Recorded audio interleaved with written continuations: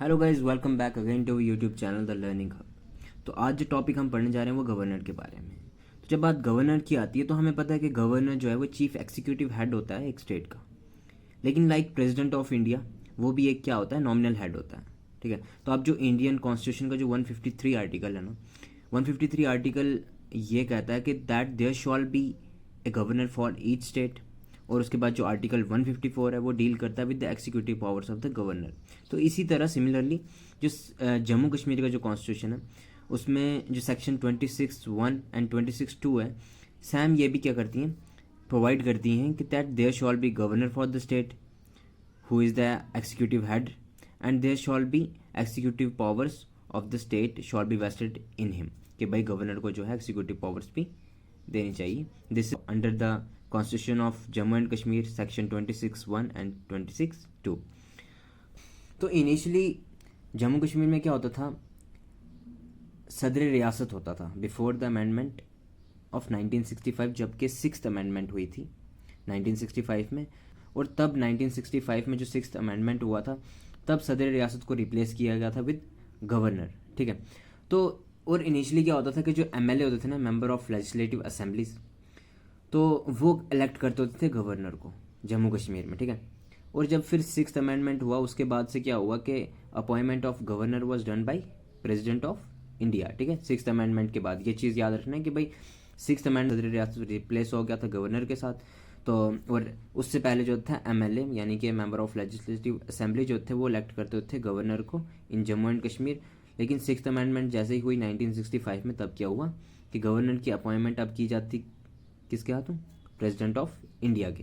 ठीक है, अब जब बात अपॉइंटमेंट या टेनवर की आए तो सिंपली हमें पता है कि प्रेसिडेंट ऑफ इंडिया जो है अपॉइंट करता है गवर्नर को, और 5 ईयर्स का इसका टेनवर होता है with the consolation of prime minister. ठीक है, तो अब जो गवर्नर होता है वो ही holds the power till he enjoys the confidence of the president. यानी कि जब तक प्रेसिडेंट उससे खुश है, भाई प्रेसिडेंट मतलब उसकी जितनी भी काम वगैरह हैं, रूलिंग वगैरह, जब तक प्रेसिडेंट का कॉन्फिडेंस है गवर्नर के ऊपर तब तक गवर्नर जो है वो अपनी पावर्स को एंजॉय करता है। ठीक है, दैट मीन्स के गवर्नर जो है वो कभी भी रिमूव किया जा सकता है बाई प्रेसिडेंट ऑफ इंडिया। ठीक है, तो लेकिन हाँ, एक और चीज़ का ध्यान रखना, जो स्टेट लेजिस्लेचर है ना वो गवर्नर को रिमूव नहीं कर सकती, वो ये पावर एंजॉय नहीं करती है।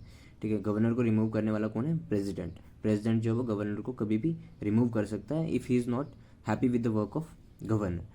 तो उसके बाद और जो गवर्नर होता है वो कभी भी रेजिग्नेशन दे सकता है। भाई अगर उसको रिज़ाइन करना है तो वो जो सिंपली एक रेजिग्नेशन लेटर देना है उसने प्रेसिडेंट ऑफ इंडिया को, और उसके बाद वो रिज़ाइन कर सकता है। और प्रेसिडेंट ऑफ इंडिया जो है वही जो है गवर्नर को रिमूव भी कर सकता है या किसी और स्टेट में ट्रांसफ़र भी कर सकता है। और बिफोर दिस उसके बाद जो कुछ इसके अगर हम बात करेंगे अबाउट क्वालिफिकेशंस, तो क्वालिफिकेशंस जो हैं गवर्नर की वो ये है कि सबसे पहले he must be the citizen of India.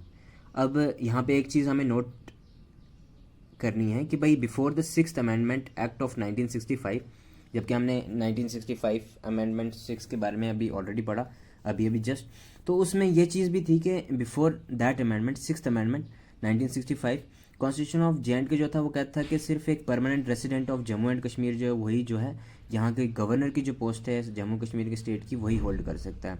अगर कोई परमानेंट रेसिडेंट नहीं है तो वो यहाँ की पोस्ट जो है नहीं होल्ड कर सकता गवर्नर की पोस्ट।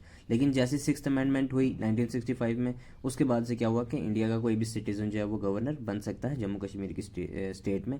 तो सिंपली पहला हमारी जो क्वालिफिकेशन है वो ये है कि he must be the citizen of India. तो उसके बाद सेक्शन 29 ऑफ जे कॉन्स्टिट्यूशन जो है वो ये कहती है कि भाई एक पर्सन की जो एज है वो 30 ईयर्स होनी चाहिए to for the eligibility of appointment of governor. लेकिन इंडियन कॉन्स्टिट्यूशन इसी लिमिट को सेट करता है at 35 years of the age of the person. ठीक है, to be appointed as the governor.